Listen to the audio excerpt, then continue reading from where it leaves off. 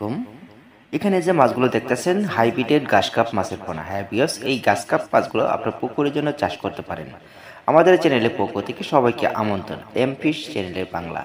হ্যাঁ বিয়স, এই চ্যানেলটা যদি ভালো লাগে অবশ্যই চ্যানেলটি সাবস্ক্রাইব করতে ভুলবেন না। এখানে মাছ রয়েছে 2 কর। এই 2 কর মাছের পোনা আমরা বিক্রি করে থাকি সরাসরি হোম ডেলিভারি। বিয়স, বাংলাদেশের যে কোনো প্রান্তে আপনি হোম ডেলিভারি পেতে পারেন এই মাছের পোনাটা। তার মাধ্যমে রয়েছে এই মাছের বৈশিষ্ট্য হলো আপনি পুকুরের জন্য চাষ করতে পারেন কি কি পরিমাণে খাদ্যতে ওতে মাছগুলো কত শতাংশের ভিতরে ব্যবহার করতে পারেন।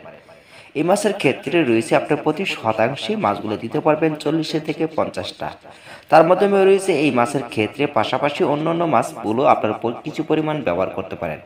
গাছকাপ মাছ ওতে বিলের ফেনা ওতে গাছ এই ধরনের খাদ্য খেয়ে থাকে। তার মাধ্যমে রয়েছে আপনার চিকন বসি যদি বাসমান খাদ্য ব্যবহার করেন প্রতিদিন 2 বেলা, তাহলে অনায়াসে মাছগুলো বড় করতে পারবেন।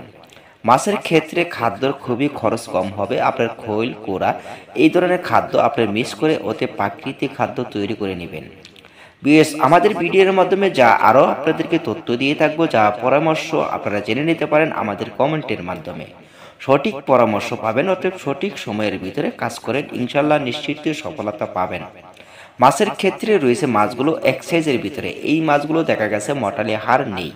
তার মাধ্যমে রয়েছে সুস্থ সবল আপনার পুকুরে মাছগুলো ছাড়িলে নিশ্চিন্তভাবে বাজারজাত করতে পারবেন 3 থেকে 4 মাসে। পেয়েছে এই মাছগুলো আমরা যে হাত দিয়ে দেখা দিচ্ছি অতএব নেটের ভিতরে যে মাছগুলো রেখেছি, মাছগুলো দেখেন কত সুন্দর মাছ। এই সৌন্দর্য মাছগুলো আপনারা ব্যবহার করতে পারেন। এই মাছগুলো দেখা গেছে 4 থেকে 5 মাসে এক একটা মাছ 1 থেকে 1.5 কেজি ওজন চলে আসবে। এতে মাধ্যমে রয়েছে মাছগুলো চাষের সফলতা। আরও কি কি পদ্ধতি আপনারা অবলম্বন করতে পারেন। পদ্ধতিটা হলো যে খাদ্য আপনারা ব্যবহার করবেন সেই খাদ্যটা আগেভাগে থেকে আপনারা ভিজিয়ে রাখিতে হবে, অতএব পুকুরে প্রয়োগ করবেন।